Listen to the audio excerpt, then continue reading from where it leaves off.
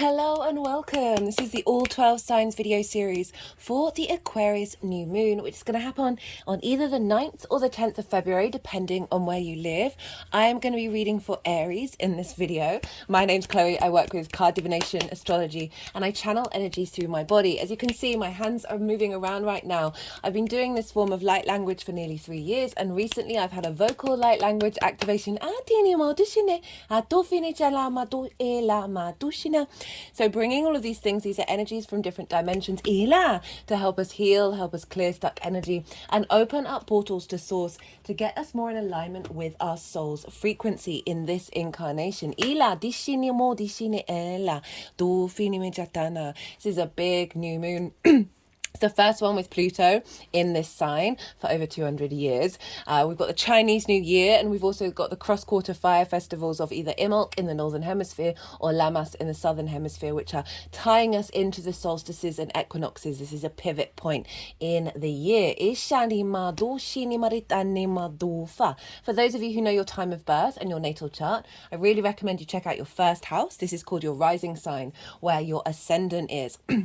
The astrology will link in clearest with this because all the signs will be as if they're in the first house. However, this does not invalidate you looking at any other part of your chart, perhaps where your sun or your moon are, because they're getting activated with every lunation. So those themes of those houses are going to show up for you.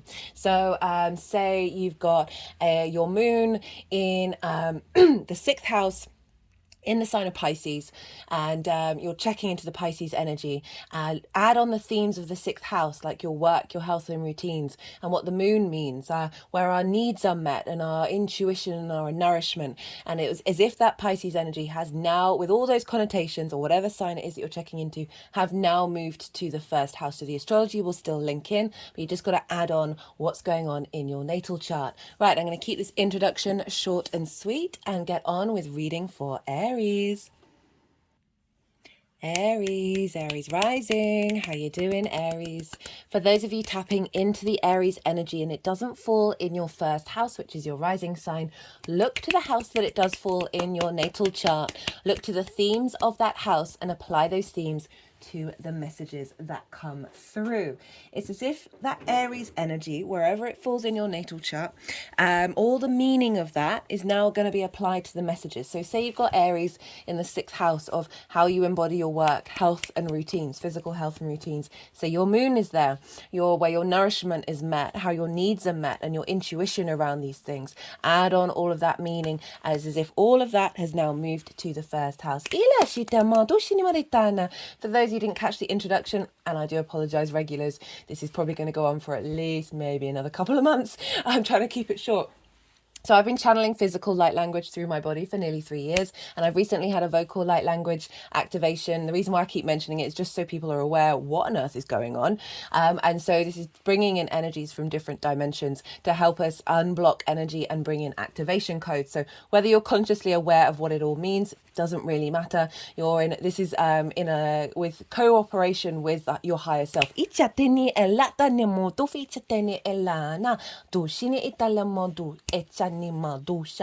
And so all of this is coming through while during this reading. I'm going to be breaking down the astrology for the Aries energy as well as pulling some tarot cards. Speaking of which, I'm pulling cards for 3 different piles. The first pile is the lead up to this new moon. I work with 6-month cycles, so this is from the full moon in Aquarius that we had last year. And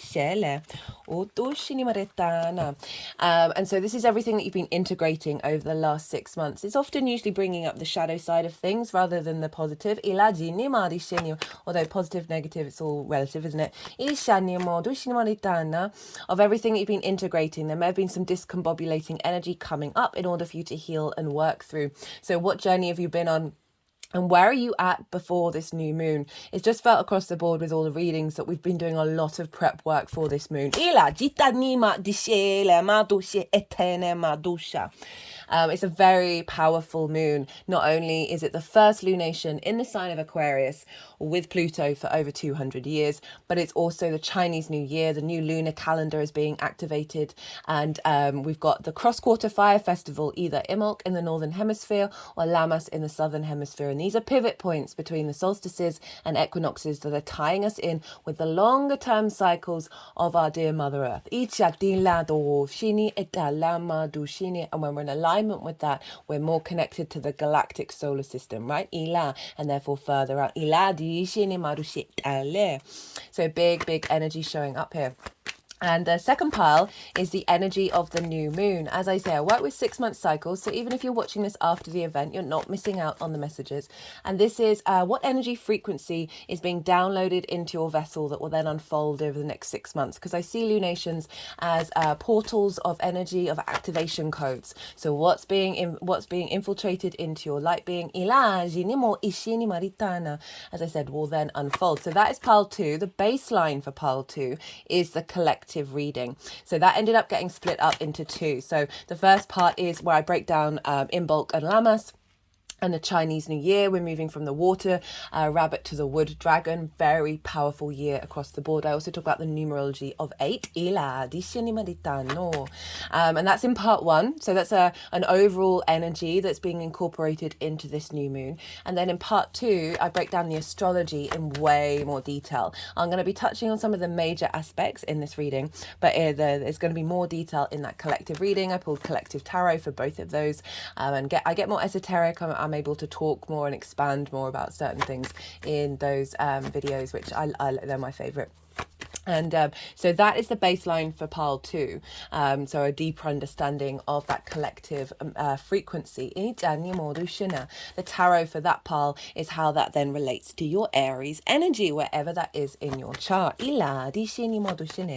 third and final pile is how all this energy is going to manifest moving forward. How is it going to solidify from this new moon, this unfolding into the future? So those are the 3 piles. Now let's get on with some of the astrology. Now, regardless of whether Aries is your rising sign or not, Aries and Aquarius sextile one another. This is an aspect of Venus. This is a soft, easy, free-flowing energy. It's a harmonious energy. And so this is, the sextile is about creation energy. It's about harmony, grace, diplomacy, love, desire, connection, and all of these very Venusian energies. It's a very supportive, soft aspect, right? Rather than requiring some challenges. So it's very sort of helping you brainstorm. And why do I use that word brainstorm? It's because you're both yang energy. Fire and air are yang, day in nature, but you're different elements and you're different modalities. So out of the 3 main things that signs can have in common with one another, your baseline is in common, but the next 2, the element and the modality, are different. So this is where you can brainstorm, because you've got the root of your connection, but then you're able to connect and appreciate differences and work together creatively and come up with new ideas. And so, very supportive moon for you, Aries, wherever Aries falls in your chart. Now, for Aries rising, this is happening in your 11th house. The 11th house is the house of good spirits. This is your hopes and your dreams, your friends, groups and alliances, and reaping the benefits from your 10th house, which is your life purpose and career. They don't have to be entwined with one another. And so this is a very positive house. So we've got this fresh new moon coming through here for you. Now, new moons are a great time to set intentions. And that is because the moon is at her most darkest, her most receptive, right? She is very yin in nature at this time. And yin nature draws things towards it. It observes, it brings nuance and depth. It strategizes before taking direct action. So everything is cultivating and nourishing with this new moon. Our unconscious mind, our intuition, our emotional body, where our needs being met or not being met, and how do we nourish ourselves and others. And so the conscious clarity and vision of the sun, our vitality, our animation, our purpose, our will is pouring into the moon. We've got a conjunction here. Whenever planets or celestial bodies come into conjunction with one another, they are activating new cycles, and building on everything that we've learned before. So the moon is kind of getting a reboot in the Aquarian area of your chart that will then unfold over the next 6 months. So regardless of whether you set intentions, the collective reading and the messages that are coming through are going to be coming into your light body, coming into your vessel, that you then will potentially intuitively be taking action around over the next 6 months to facilitate your needs, an elevation of needs, an elevation of being nourished, and an elevation of your intuitive nature when it comes to tapping into your hopes and your dreams, how you operate in friends, groups and alliances.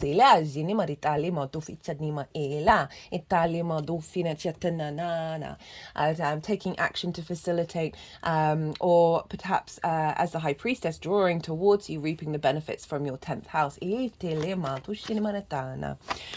So well, you might want to set intentions around this time. I would say with intentions, although just do what's right for you, obviously, always. I find that when we embody the feeling of those intentions coming into manifestation, that can really facilitate the co-creation with the universe, rather than saying, outlining all the details that can be very limited into our conscious framework, rather than tapping into our unconscious layers that are working with source to bring in possibilities that you might not have been able to comprehend. So it's more tapping into the sensation of the feeling of it, which then isn't limiting you in co-creation. Some of you, it really works to write down intentions, do rituals around them. That's really important as well. Do whatever's right for you. But also then with that, try and lean into the sensation of how you feel, if all of that has manifested already. So you can set intentions or certainly sensations around feeling as if your hopes... Sorry, I've got a little bit of a tickle in my throat. I was going to bring this up. Actually, I'll bring it up later because it's relevant to what's going on. Sorry about that, Aries. I've just had to pause and drink some water. I'll bring it up after just talking about intentions. So setting around feelings about elevating your hopes and your dreams. The next step along the line with that, of your interaction and drawing towards you soul family.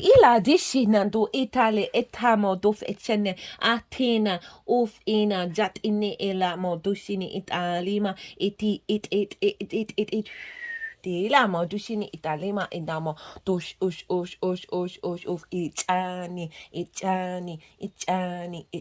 do Dalina ma hufin sani italima ufi ala dishini marushini maritana. They like that one. Of bringing towards you soul family on groups and alliances that are in alignment with this new frequency that's coming through from the angelic realm, which that card is all about. The Aquarius for me is very much that higher perspective, that collective air sign that is linked into universal truths and frequencies, geometry and maths. And what's coming through here is a very potent energy or integrated frequency. This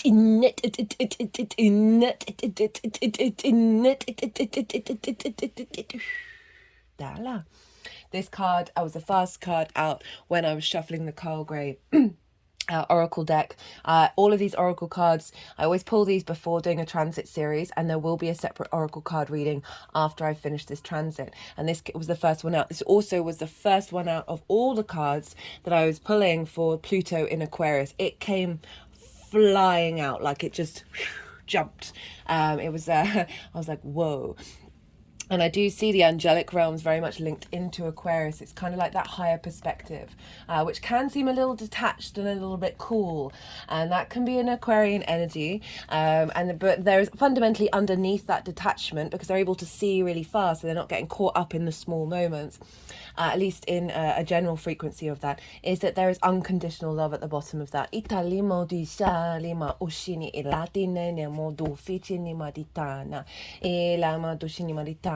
There's also the frequency of the angelic kingdom that is here and holding us in those difficult moments.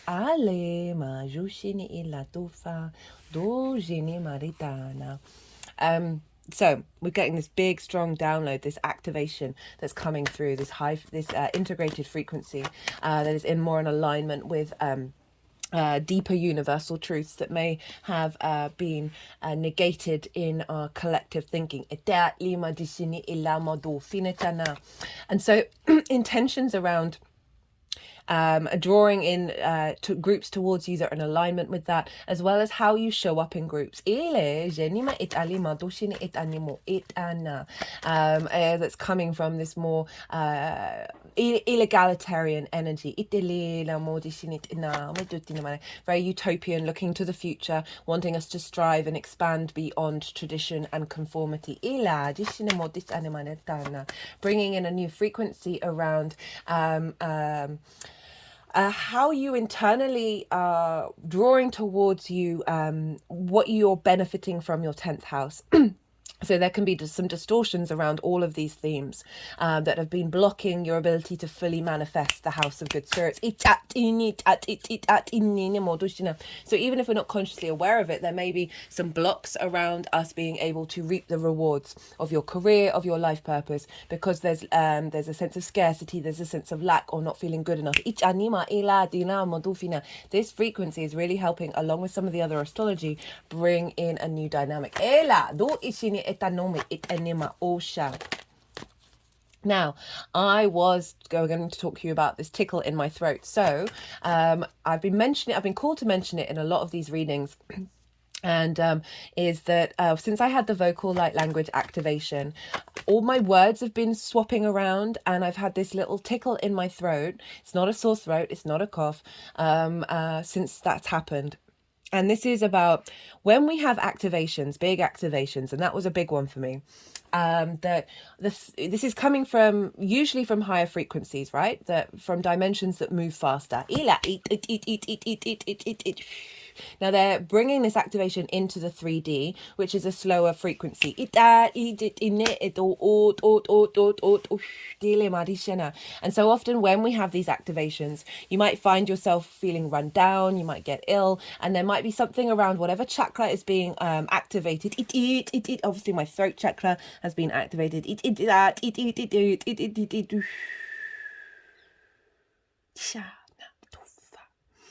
That you might find yourself during this new moon cycle, and with this moon in general, as it unfolds, that there might be certain times when this happens to you. And I've been saying it to everyone, just so no one freaks out or dismisses it of, oh, I'm just run down for whatever reason. It's because the 3D needs to recalibrate, because you're clearing out a lot of old pathways, usually a lot of blocks. They've been really insistent on like using this tarot to sort of beat my heart area because it's breaking up the stuck energy. So the 3D is catching up to the activation download and recalibrating itself. So I wanted to bring that into your framework, just so you're aware that that might be a possibility with this new moon. Right, so what else do I want to talk about?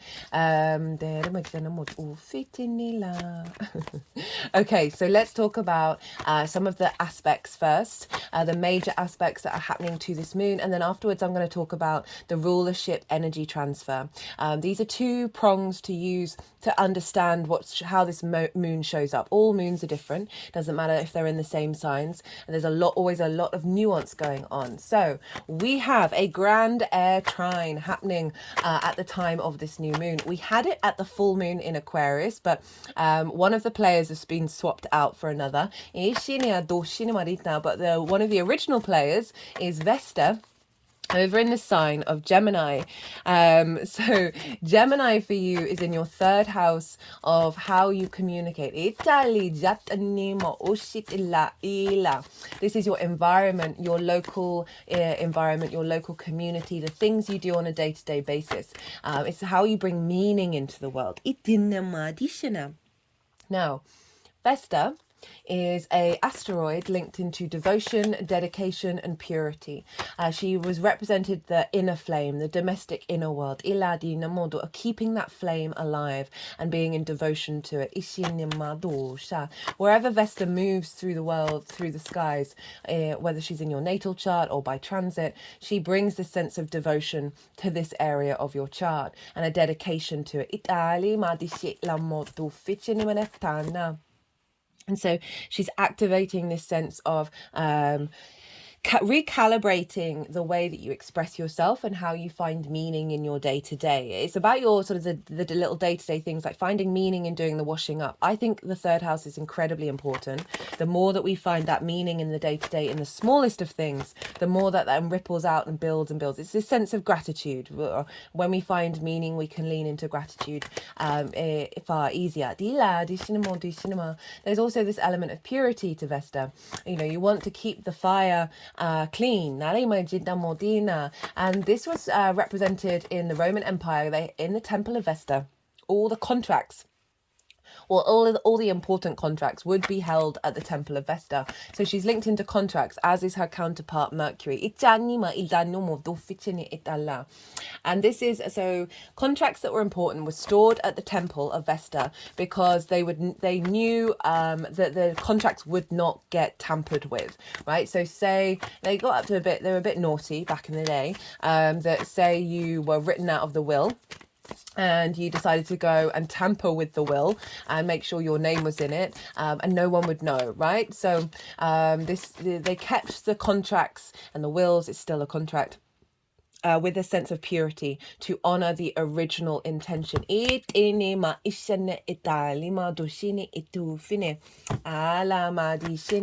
So what I see with Vesta here, and this is all by trine. This is all by trine. Trines are an aspect of Jupiter. Like the sextile, this is ruled by a benefic, so it's a soft, easy, free-flowing energy. And this is bringing about a sense of bringing the parts together in order to expand, a sense of elevation, a sense of wisdom and confidence, a sense of opportunities and more in alignment with abundance. So we've got Vesta, and for me, this reading of this moon, how she's showing up for this moon, is she's clearing out distortions around soul contracts. So sometimes the contracts can be distorted and then get their hooks in us, and then we end up repeating the same cycles over and over and over again.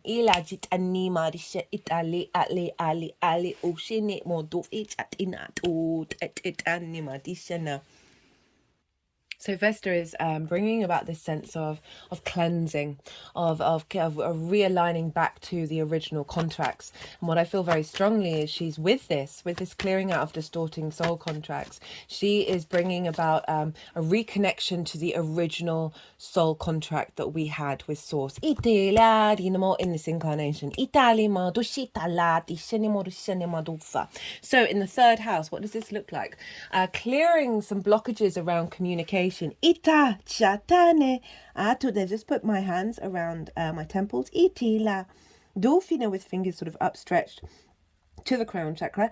Ishine etali. Ofichane ut. And now the mouth. Ut.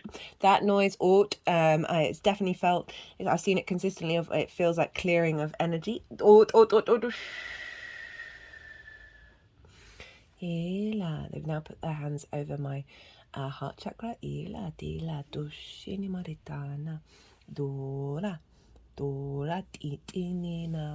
is the Gemini card as well. Okay, so Vesta's clearing away blockages around communication or miscommunication, or not being able to pick up on the information needed anymore in order to find meaning in your day-to-day. Blockages around limitations of your interactions with your local community. It's also the house where it's about schools, but it can be linked into learning things new for the first time. So it could be clearing away any blockages to bring in new pathways that are unfamiliar to you.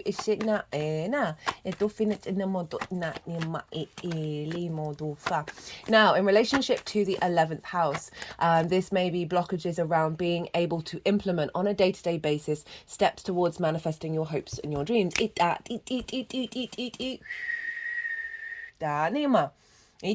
more that we find meaning in the day-to-day, the more that we're able to hope and dream. It could be about drawing in soul family on your local community. It's any modufa of the groups and alliances that you're drawn to over the next 6 months. It's any modufa that's then co-creating with you for your hopes and your dreams.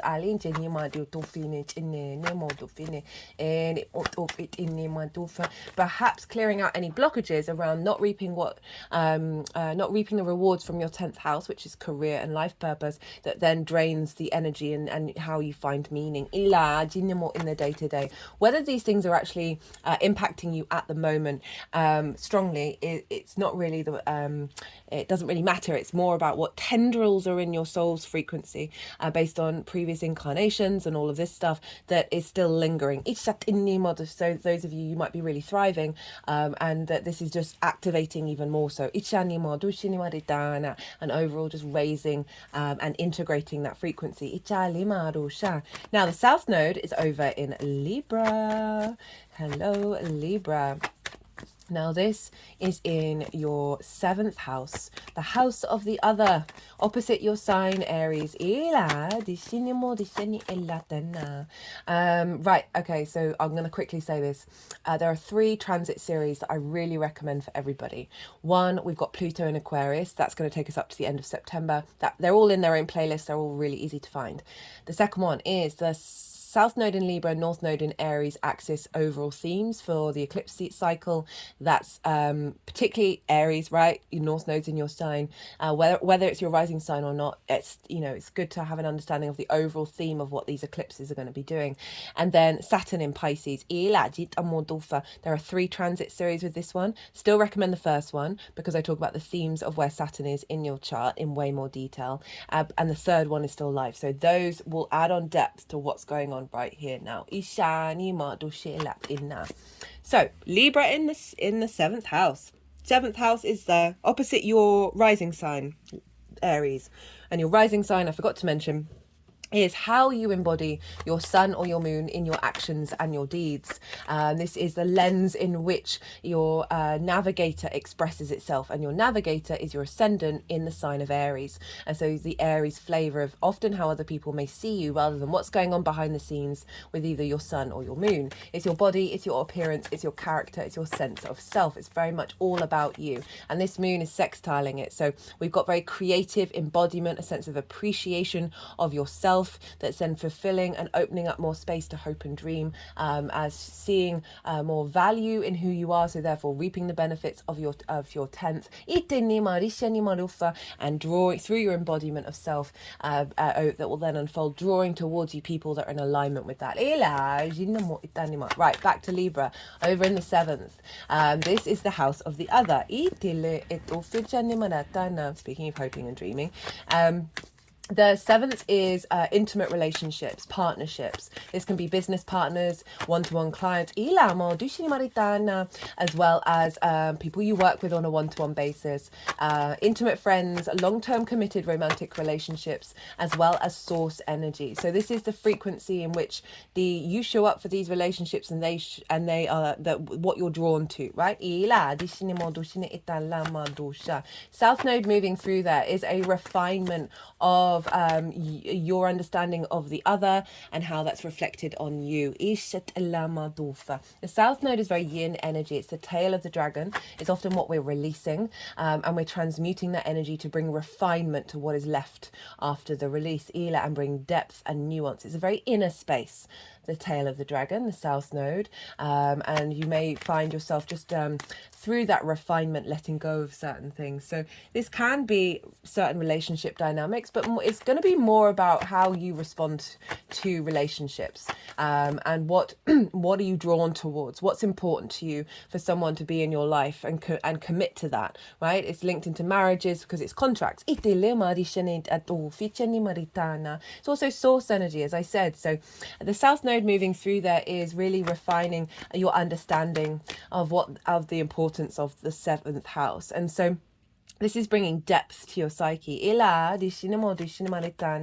Vesta over in the third house is bringing into alignment your ability to communicate with devotion and a sense of clarity about your hopes and your dreams, right? So the seventh house can be about people coming into your life with this new moon, soul family, where it may be a business partner you then co-collaborate with. This can be bringing in more one-to-one clients that then help have you reap the benefits of your 10th house, your career, with more consistency, as well as bringing in more clients that then is making you be able to hope and dream in a different way. And you may be accessing these one-to-one clients via groups and alliances. This also might be your connection to source energy and being able to be in more flow of communication with source, that is then bringing more guidance and co-creation with all of those themes of the 11th house, as well as perhaps elevating whatever romantic relationship you're in, or that's in alignment with your hopes and dreams, or bringing someone towards you that is. So that's the grand air trine. At the full moon in Aquarius, it wasn't the South Node, it was the asteroid Ceres. So we've got a very similar framework here showing up. So we've got a little wisdom from all the air signs, all feeding together. Very fast moving energy air. Now, the other major aspect that's going on is a square with Uranus over in the sign of Taurus. And this is in your second house of how you value yourself, right? The skills and tools and resources that you have in order to manifest in the world and bring in regular income.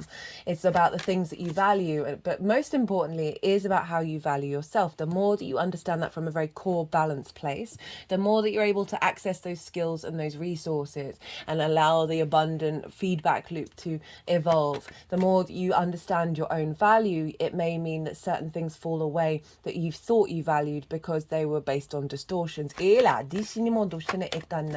Uranus is a very independent energy. It is the path clearer, the liberator, the breaker of chains. It can come and shake up your life. What was it? Just Spice Girls song just came into my head. Spice up your life if you're having a good time. Something. But I heard it as shake up your life. If you're having a good time.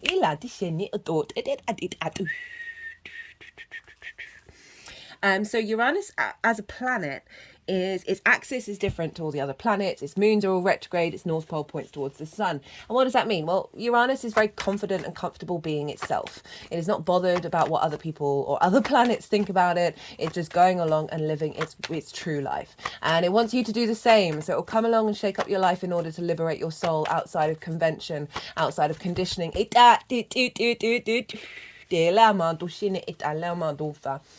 And it can be very disruptive, right? Because it's not, its axis is upside down, so it can flip things upside down quite suddenly. I had a very intense Uranus transit in my 10th house, and it basically blew up my whole life. But my soul was miserable. I was very loyal, so I wasn't getting myself out of that situation. And Uranus came along and went, hey babe, douche, and knocked every area of my life down. And I can't thank it enough.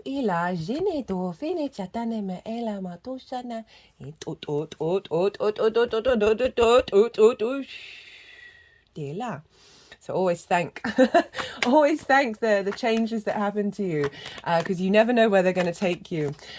So Uranus in your second house, very innovative, very inventive, very independent energy. It is a square to this moon. And so this is bringing about, squares can bring about conflict, drama and frustration, winning at all costs. They are ruled by Mars, which I'm pretty sure you're familiar with, the martial energy, Aries. But the other side of Mars is manifestation, is action, is movement, is momentum, is friction. Without friction, atoms wouldn't bump up against one another, creating this linear 3D time-space continuum that we are very consciously aware that we're in. So it's manifestation in the 3D. We build with squares. It's a hard aspect, so it involves some more challenges in order to get to the good stuff, but that's not a bad thing.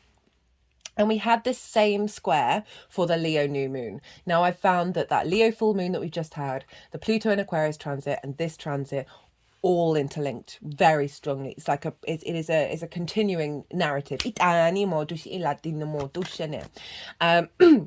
So this square, so Uranus has been shaking up your sense of value, shaking up, bringing in unique new ideas of how you utilize your skills and your tools.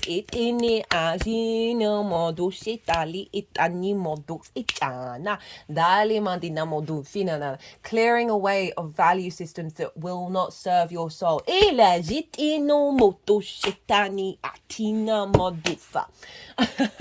And did I mention at the beginning? No. Okay, so I've got 3 main guides that I'm channeling through the vocal light language. The one that was just coming through there quite loudly is a more masculine yang energy. It's linked into earth manifestation and protection. And there's another one that's more of a feminine yin energy that's more ethereal and linked into attunement and healing.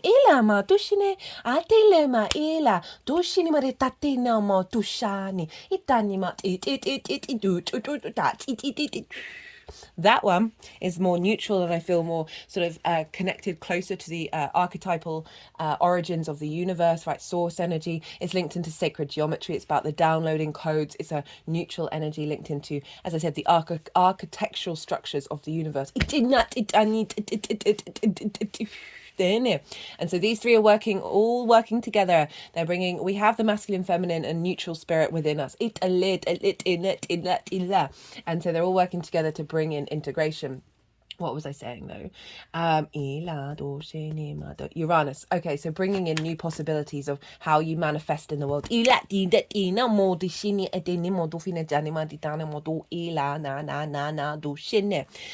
And so this is all feeding into your hopes and your dreams, friends, groups, and alliances, reaping the benefits from your 10th house.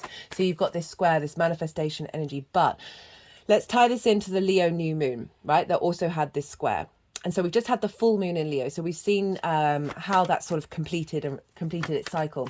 Now, across the last 6 months with that Leo new moon, I've seen discombobulating energy come up, disruptions come up, sudden changes in certain dynamics. And everyone's been working and figuring out what that means in terms of their heart space. And with this full moon, really, the whole point is to liberate and be independent. It's so funny. So this morning, I was thinking before sitting down to do readings that I haven't seen the High Priestess in ages. And she showed up in the Gemini reading as well. It's like, hello, hey babe. What was I saying? Yeah, so I've seen across the board that people were able to work with that energy. It may have been difficult, but with this full moon, certain situations showing up and just being like, well, that's not bothering me anymore. It's not affecting me. A lot of just consistently people being more confident and comfortable being themselves and not necessarily succumbing to outside interference. So we have this with this new moon as well that will then unfold over the next 6 months. So there can be perhaps questions around your individuality and your value. Perhaps groups and alliances might not necessarily see you in the way that you see yourself. The point is to keep connecting back to self. It may not be that there are any disruptions, but I'm just saying that Uranus can shake things up, that might bring up difficulties around manifesting or utilizing new skills, right? So you're building on them.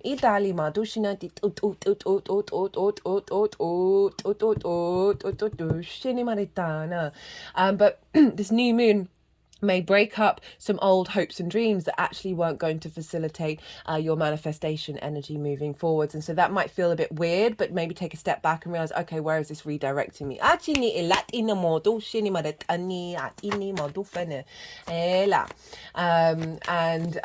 Yeah, so that may happen, but aside from that, this is building your skills and your tools in order to bring your hopes and your dreams into manifestation. And allowing a sense of deep value within yourself to be cultivated that is then going to reverberate out of you, that's then going to draw energy towards you that is in alignment with that. Now, what else is going on? We've also got a harmonious aspect to the North Node and Chiron, which is in your sign Aries. So in the description box, I've written a list of dates and conjunctions that are going to happen around this moon. There's quite a lot going on in Aquarius, but we also have the North Node Chiron conjunction that's happening on the 19th of February. So this is a big energy for you, Aries. So the North Node is the more yang energy. It's what we're striving for, what we're hungry for. And so coming into conjunction with Chiron's been in Aries for a while. So you've been probably working through a lot of wounds about understanding who you are and how to embody yourself. And Chiron is about the deep wisdom that we get by going through the wound, by navigating through it. We learn the medicine. We learn, so think about the snake bites. So often we need other snake venom in order to heal ourselves. Chiron is the master teacher, as well as the master healer. So you've been bringing great wisdom to your embodiment of self, even though there might have been some painful moments in the process. Collectively, we've certainly seen the I am of your Aries energy, very autonomous, very independent, wanting to be in its own space.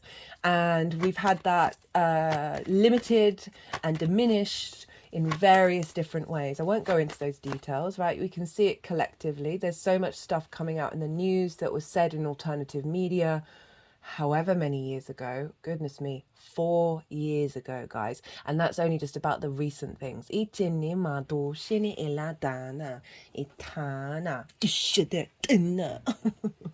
I love it when they sound slightly pissed off. I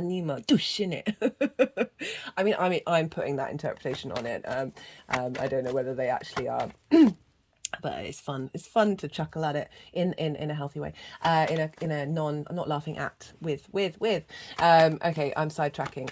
So Aries. So this is been a collective wound that we're working through, but you're seeing the flip side of it, where a lot more people are becoming more in their own power. They're not relying solely on what's being drip fed to them. We've got a bit of a split dichotomy going on at the moment. Now with this moon, what's come through is a really interesting message. Is Aries, you are known to be the first zodiac. You are the first one into the breach. There's an element of the frontier explorer to you, the adventurer. There's a sense of needing to embody your existence through your own being, rather than seeking outside experience, like outside knowledge or outside opinions, right? So this is very much the energy of those who go off exploring, the hero's journey. Joseph Campbell had a stellium in Aries, and he wrote so much about the mythology around the hero's journey. It's the fool's journey, of the fool leaving the village and going, bye, I'm off, and going and having an adventure.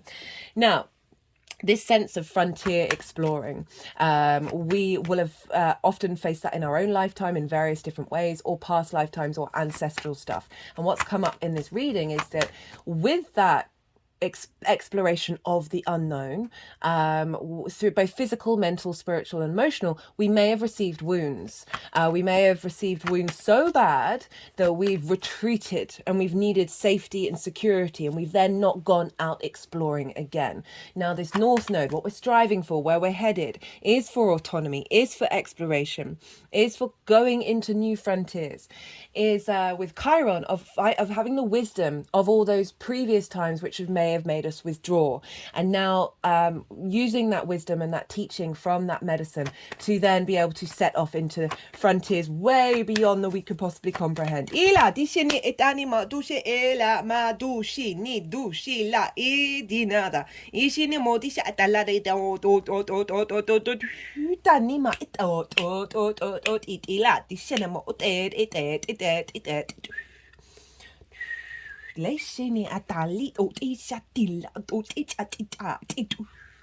Itana.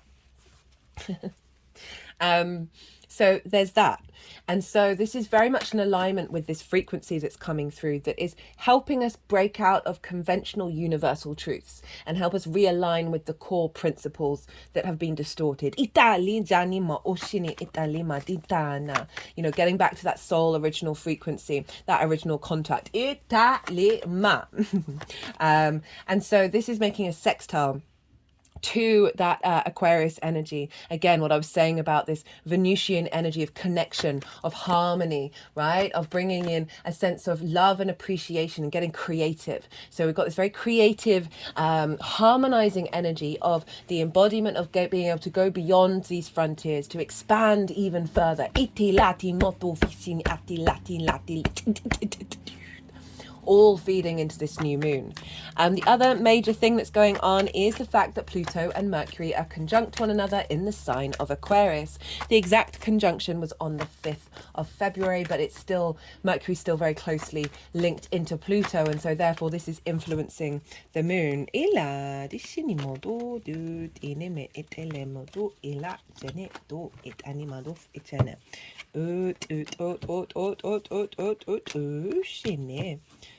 Well, every time I'm cutting the deck, well, apart from that one, getting major arcana, I think that's a fair amount of cards now, isn't there?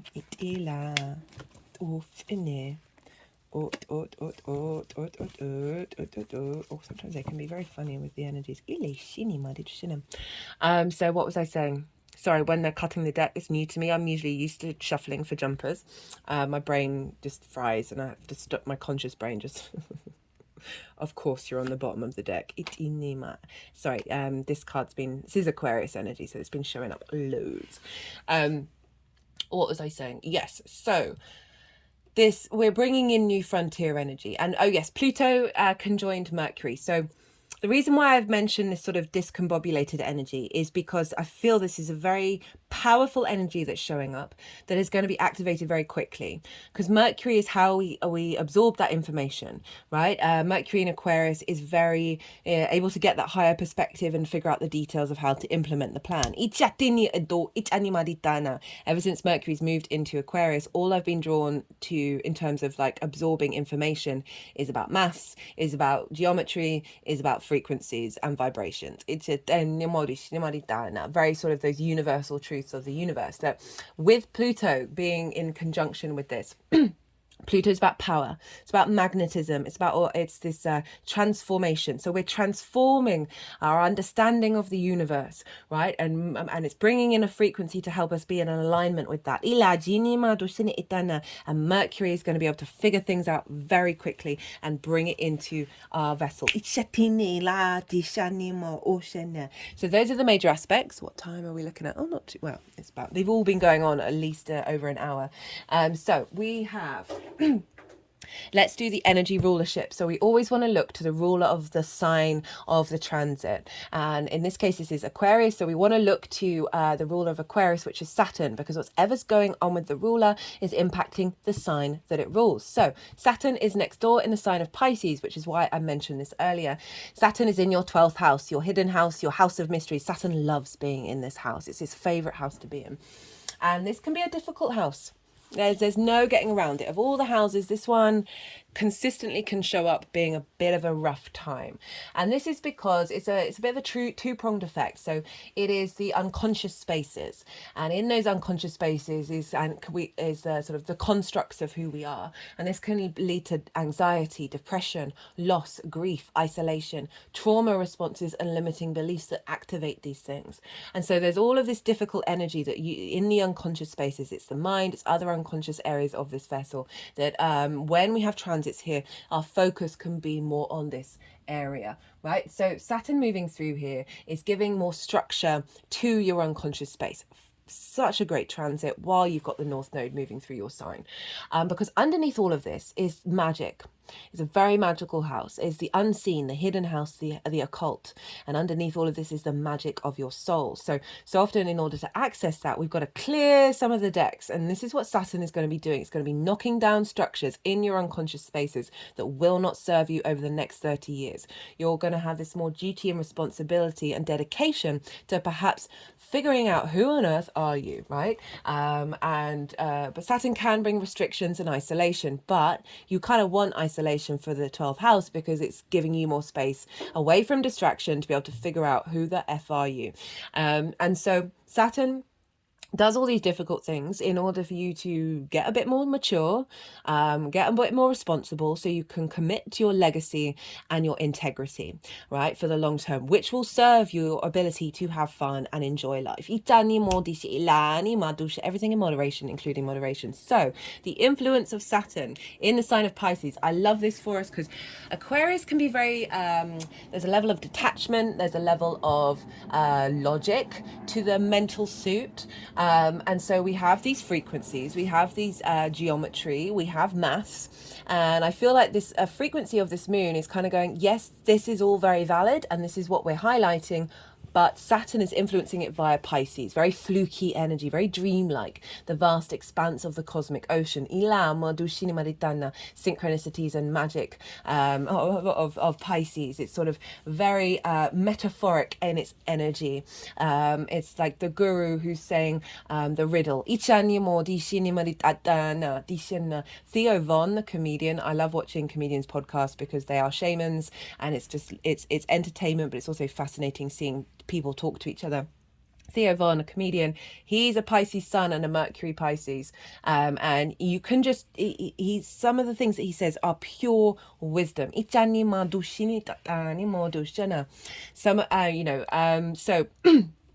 Saturn in Pisces is like, okay, cool, but I've just pulled this crystal out of thin air. Saturn brings things into reality. Saturn is making structure into the magic of Pisces.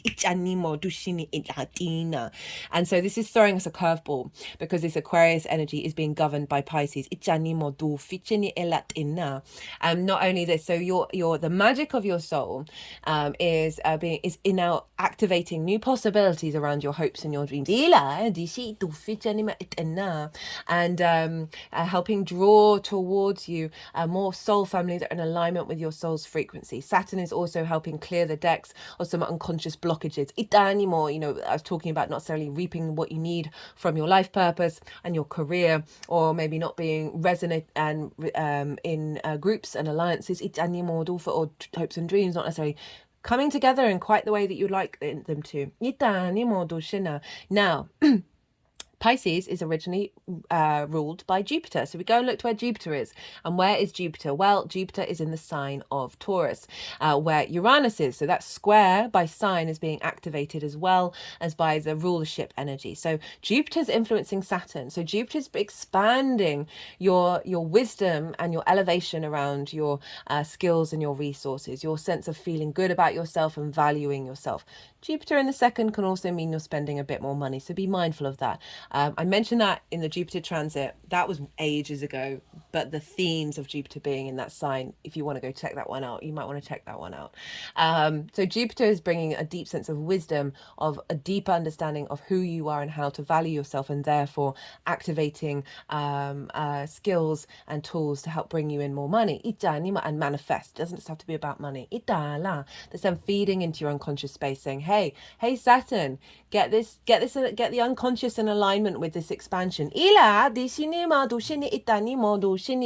get creative and bring in some of that magic from the soul. And feed that all into the hopes and dreams. Let's go tell the sun and the moon that we want this to be in alignment with longer term cycles, because they're both the biggest gas giants, right? They are 12 years and 30 years respectively in terms of their cycles. Now, Taurus, ruled by Venus. Where's Venus? So Venus is influencing Jupiter. And Venus is over in the sign of Capricorn, which is in your 10th house. So we've been talking about the 10th house quite a lot, which is your life purpose or your career, your reputation, your visibility. This is often bosses as well. Venus is moving through there after Pluto left. Venus is often known for clearing up. And this is, why is this? Well, she brings harmony. She brings connecting the dots. You can see the value and appreciate what has come before her. She's able to smooth it and bring ease and grace to this area of your life. So you might be feeling good about where you're headed. You might find that you're getting more recognition from the feminine energy. But overall, she's also linked into money to help bring in more manifestation around your hopes and your dreams, and therefore activating your life path. So Venus is impacting your, perhaps you're getting clues about your visibility that's helping you understand your value. It may be that you're just aware of how to connect the dots of where to take your career, and then harnessing that in your skills and your resources, and then all of that feeding back into your hopes and your dreams. Overall, Capricorn is a Saturn ruled sign, so we've got a feedback loop between Venus, Jupiter and Saturn, and it flows. We had this with the Leo full moon, so we've got that Leo transit really linked into this Aquarius one.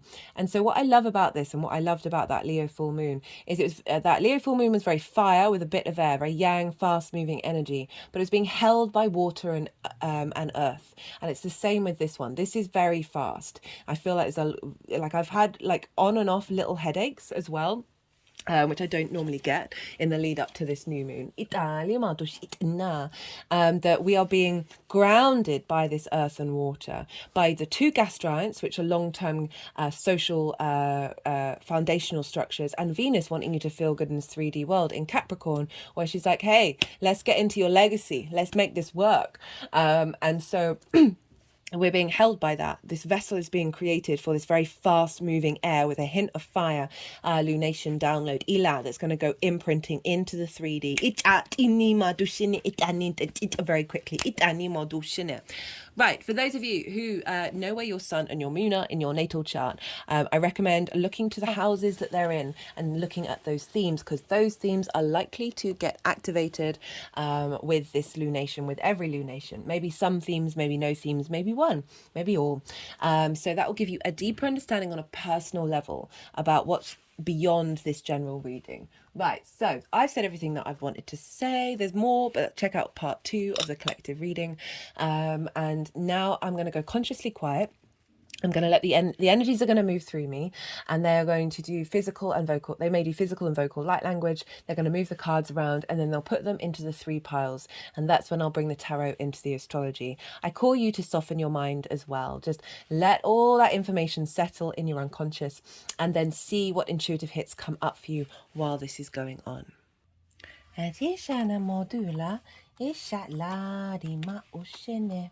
Ela madushene moto fichana ela. Ela madila isini mo o shune me etine. Ela madushene etine ma. Ela madushene dat ina. Deni dat shene maritela. O le ma jane etela. Got lots of cards here. Ishini maritani marushini maritani madufa. Ela. Dishini marushine. Oh, did I not move that down? Sorry. Dila. Ela dufa chana. Etena madushene ela tena. Yana ma chitene ela. Etu.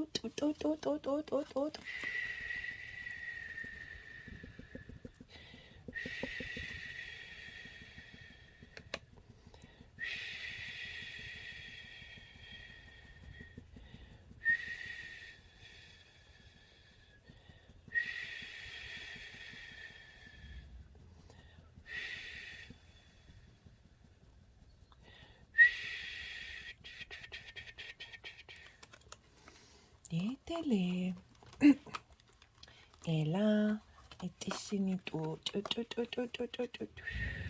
ne etaladina.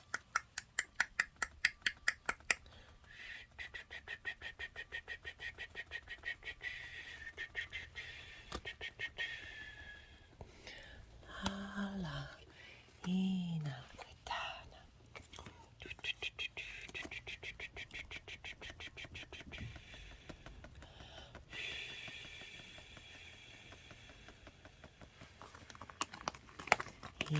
Inima cinema Elene Ela Elena Tina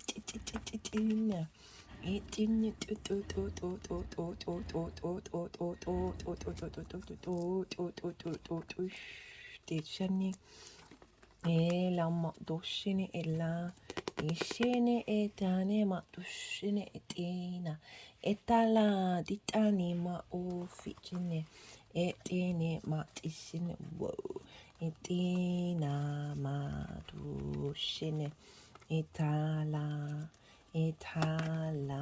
tishene etine etini moto ficine atani madufine etani madufine ela dina madushine etini ma etini to shine atale ma ishine madu etina to fine jetini ma ma dice dalla madure shitenima tilla etinima dishine atane madufa ele madile doya do it at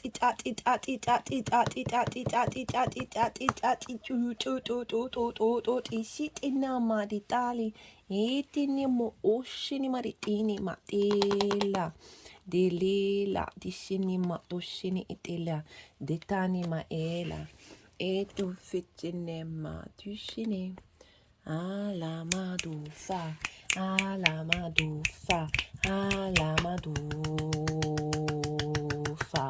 esha etilari mati tu fidishini la madula dola ishi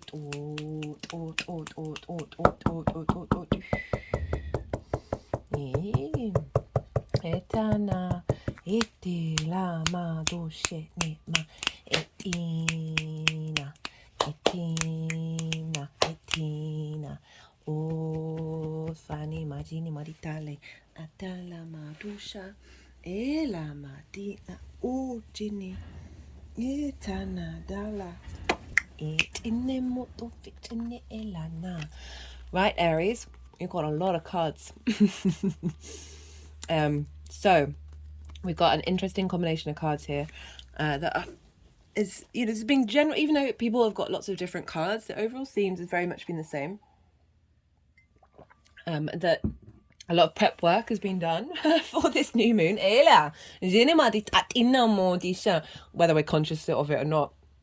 So this is the lead up to this new moon from the 6-month cycle from that full moon in Aquarius. We've got the 2 of Pentacles, the 9 of Wands, the 5 of Pentacles, crowned by the Death card, again with the High Priestess, Temperance, and the Lovers, which I feel is like where you've what you've been establishing after clearing out this energy. Okay, so these are difficult energies. This is survival mode.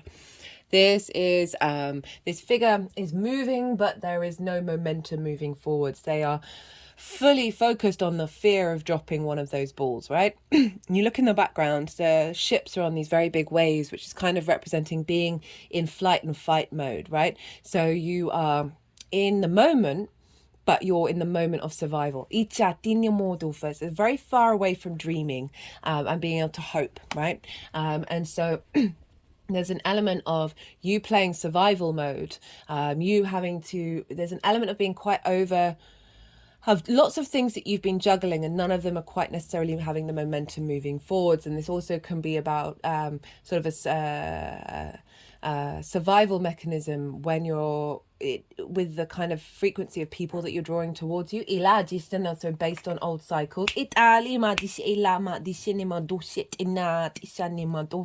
Or old fears around that. That you got to play a role to be accepted. So this is kind of like the court player, right, of providing entertainment at court, the juggler.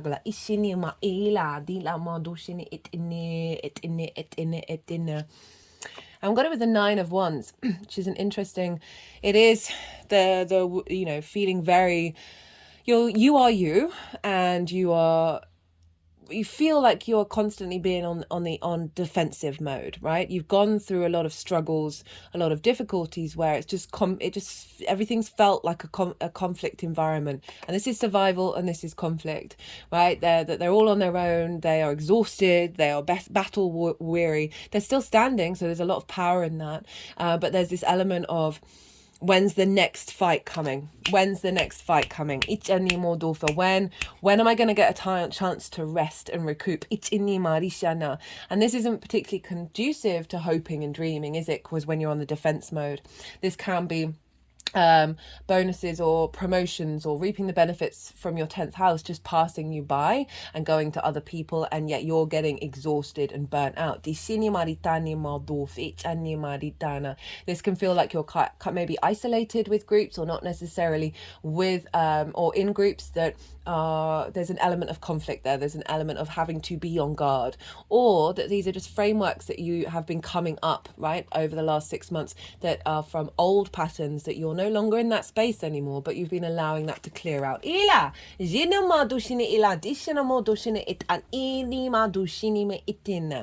the 5 of Pentacles, and this is feeling left out in the cold, not supported. And so again, this can be so worn down, so weary that you cannot hope and dream, right? Or that you're not getting the support you need in order to manifest them. Whether that's reaping the benefits from what's going on in your career house, or not feeling akin to being on the inside of a community. Now, I'm not surprised that we've had a lot of difficult energies show up consistently for all of the signs. I think Virgo might be the only one, and that tends to be the way with Virgo. Virgo's kind of fluky that way. Virgo risings anyway. That Saturn moved through this sign. And yes, it's nearly a year now that it hasn't been in this sign, but that was intense for everybody, and I feel like we've been processing a lot of that with that Aquarius moon. We've had the space to be able to breathe. We've taken a step back and gone, oh, that's what happened. That's why I now have this sort of remnants of feeling within myself. So he's got it with the Death card, which is saying, you know, all of this you're letting go of. It's being let go of over these cycles, right? I love this card because the King is no more, right? So this is representing authority that had power over you no longer does anymore, because you've gone on this transition state, right? Of clearing out those old patterns. And in the process, now this is sort of you're evolving with this, that you've got the High Priestess, the Temperance, and the Lovers. There's a lot, after all that intense, difficult energy, you've got 4 major arcana, Aries. And the High Priestess, this is about, rather than being in fear and survival mode and conflict mode, she is like your higher self manifest. Our higher selves draw towards us things that are beyond our conscious mind, that are part of our soul contracts, that are here for this particular journey. She draws things towards her. And there's a deep sense of intuition. It's your moon energy kicking in, of saying, okay, no, I need to reclaim my inner space. You may have noticed these frameworks popping up, and maybe none of these difficult energies have shown up in terms of actual events, but you've noticed that these are within you, and then you've been watching how you instinctively respond to things, and then navigating your way through that. So having cleared out the tendrils of these, then watching your intuition and seeing what you're instinctively drawn to do and take action over, and building on that, right, with that realignment to your soul frequency. So putting in the work before we get this activation code. Because we've got the temperance, and this is about alchemy of self, alchemy of lots of different parts of you, and bringing it together in a unique new form. In the traditional Rider-Waite, this water is actually going up into the cup, which kind of represents breaking against tradition, breaking against those old cycles, creating something new. Can be magic. So you've been refining now and seeing what your intuition is pulling you towards in terms of your hopes and your dreams, what steps to take, what groups to be aligned with. And it's been crowned with the Lovers. So I did mention about how this moon could be bringing in a frequency of co-collaboration, which is what the Lovers is all about. This is Gemini energy. It doesn't have to be a romantic relationship, although for some of you it may well be. But what I'm getting with these cards, with this, is that the Lovers is about being able to make decisions, committed decisions, either with yourself, with the integration of the masculine and feminine and spirit, all in alignment, to go and climb this mountain, go and climb the dream. Or it could be with other people, but whatever it is, it's making that choice at a crossroads to make decisions that serve you in the long run, rather than being stuck in this loop. And it's making me think about, I was talking about how Uranus broke up my life.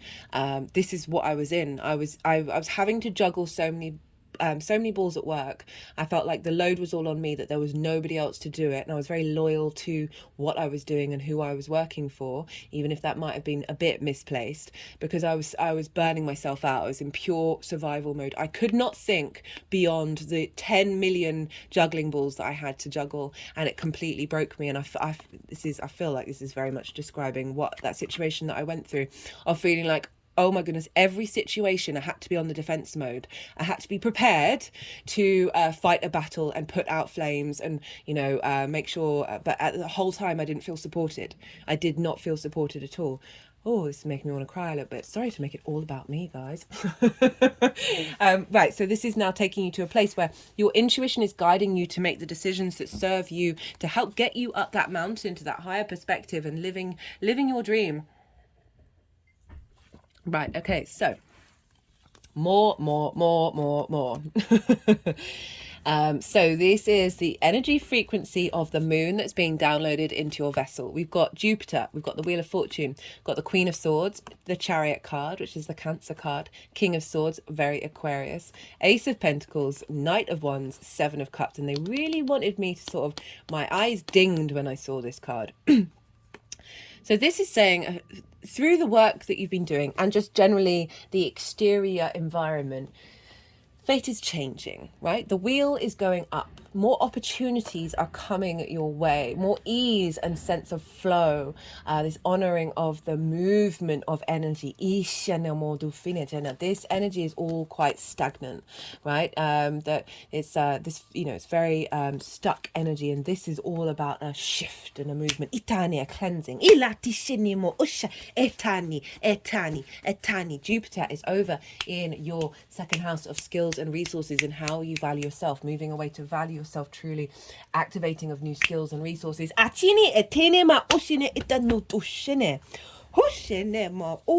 Okay, so we've got the Queen of Swords with the Chariot and the King of Swords.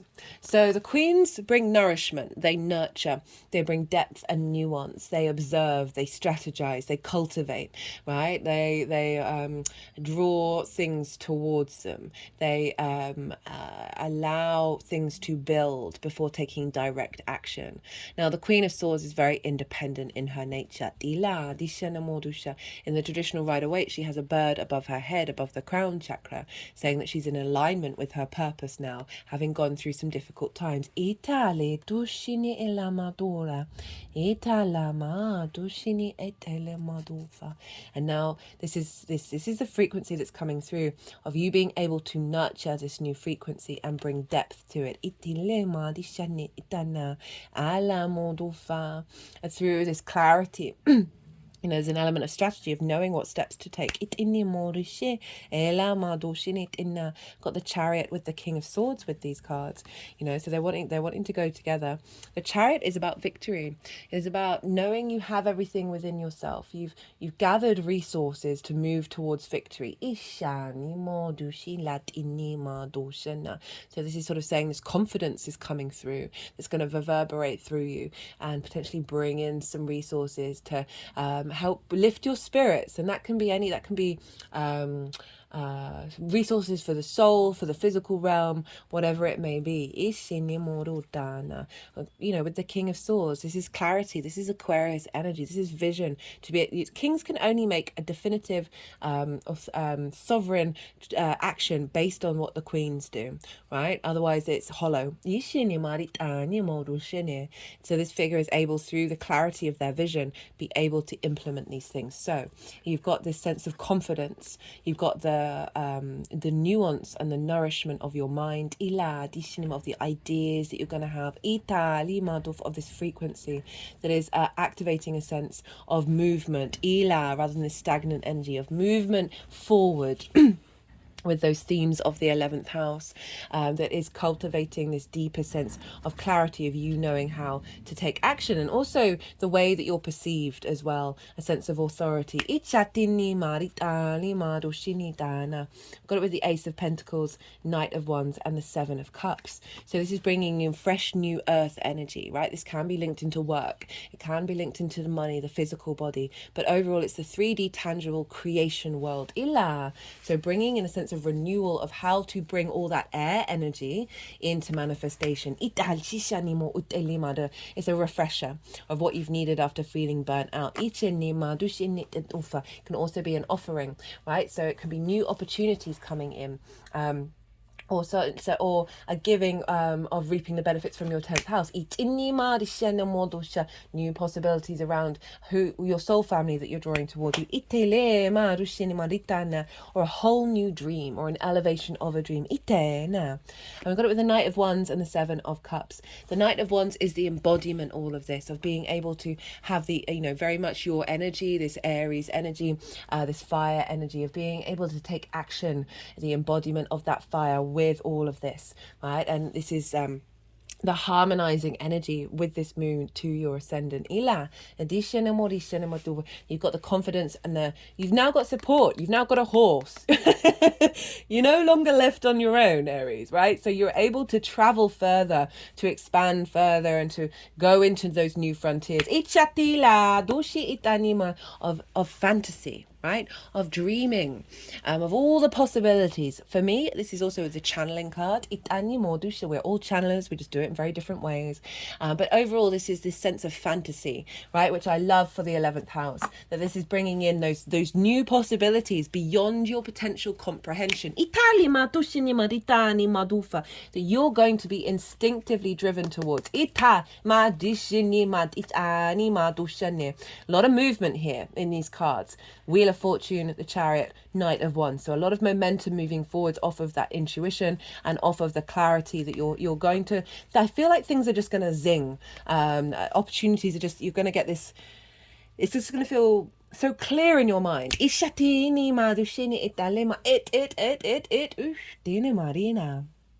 Okay, how this energy is going to manifest moving forwards. Are you going to be the longest one yet? No, not quite. Not beating Leo yet. The Empress, Judgment, the Magician. Again, 3 major arcana. Every time I was cutting the deck, I was getting a major arcana with the 4 of Wands crowning it.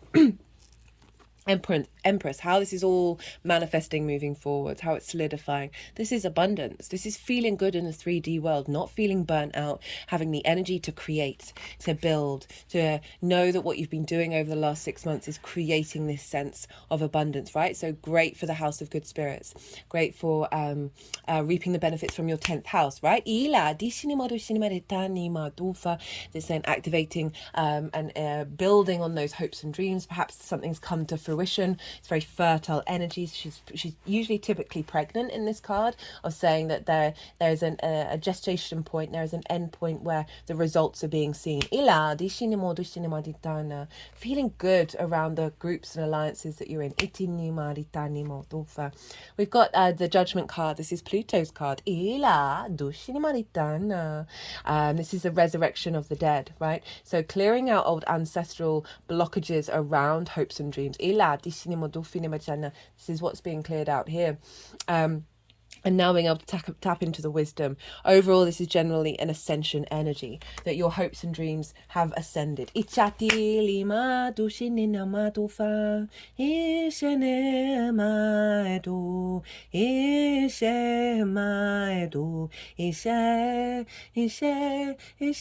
I feel for them, because my singing has never been that great. And so a sense of that sounded a bit like a hymn. So there's a sense of ascension happening, of your, this decision making that you're able to make. You've realized you've made good judgment. Got the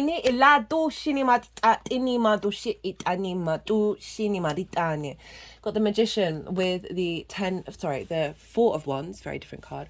The Magician is you understanding your own power to manifest in the world, right? It was thinking of those skills and those resources that have been getting you to this point of really cultivating, and now knowing that you have the capacity to manifest in the world. There's a confidence here with this Magician. It doesn't feel like it's at the beginning processes of the journey. It feels like you've put it into practice, and now you're seeing it, right? There's a milestone of celebration with this card, right, of what you've manifested, because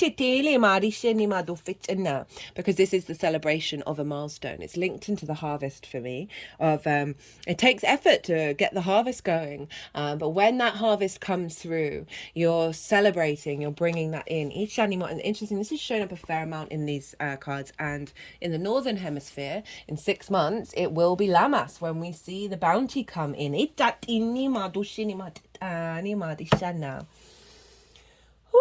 Okay, so let's get some qualifiers. Whoa, okay. Thought, communication.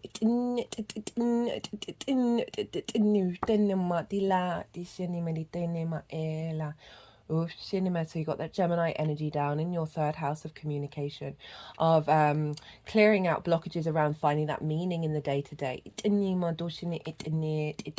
the connection to source energy, as I said, in the 7th house, where Libra is, of refining that dynamic and then co-creating and bringing in new energies of thought processes that are no longer limited by contracts that they're done, right? They're just done. So it's bringing in new frameworks and pathways in which your thoughts manifest. Got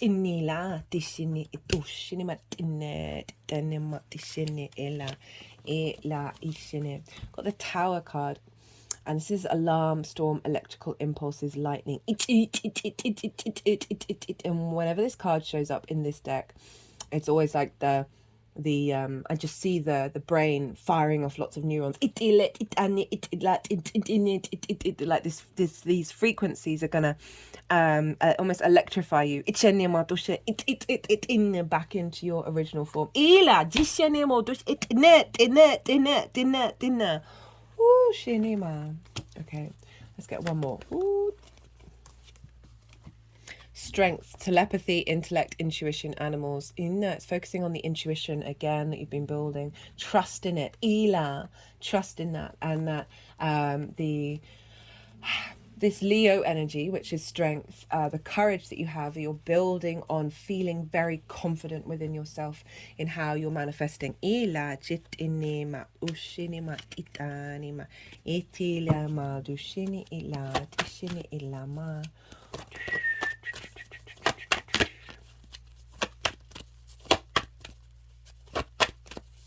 Yeah, we've got that telepathy as well. With the communication and the electrical impulses. So it very much feels like this frequency is activating your ability to see beyond the conventional, see beyond the normal structures. And utilize and work with that. As I say that, out comes the word spirituality. And now what this is about meaning. And connecting to things beyond what we can comprehend. Okay,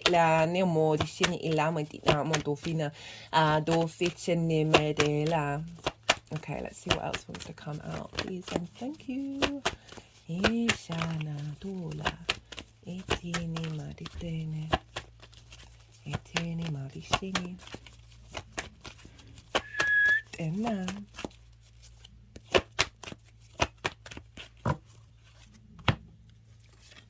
We've got healing, having gone through a process, manifestation of deep healing. Interesting leadership.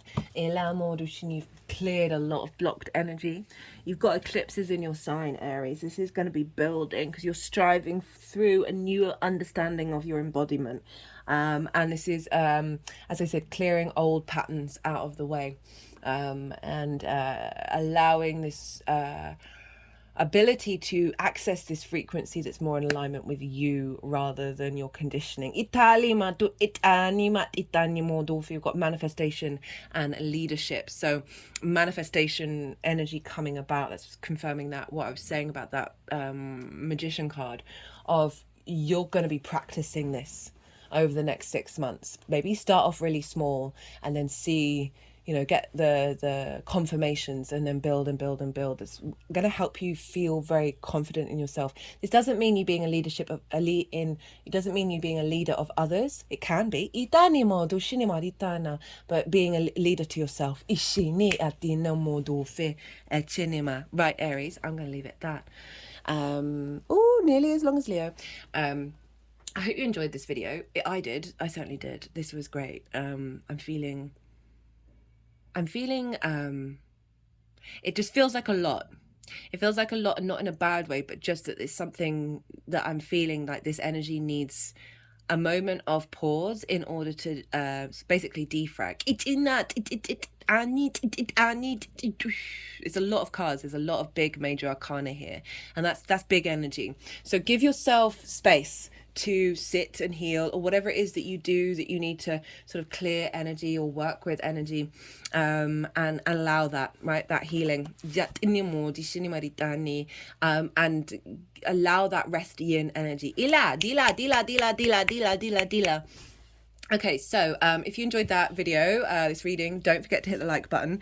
If you would like a personal reading, whether that's a natal report, astrological, tarot questions, channeling, send me an email. My email's in my description box, and let me know what's going on. Give me some context. I like to tap into your energy and tailor to you and see what's going on, and we'll figure something out. So most importantly though, Aries, be good to yourself and be good to those around you, and be well until we meet again.